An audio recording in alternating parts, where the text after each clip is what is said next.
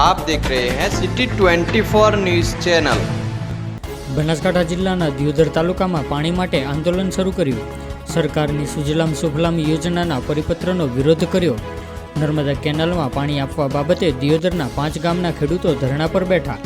દિયોદર મામલતદાર કચેરી આગળ social distancing સાથે ધરણા કર્યા। જ્યાં સુધી કેનાલમાં પાણી નહીં આવે ત્યાં સુધી આંદોલન કરવાની ચીમકી ઉચ્ચારી। કેનાલને લઈને બનાસકાંઠામાં ચાલી રહ્યો છે મોટો ગજગ્રાહ।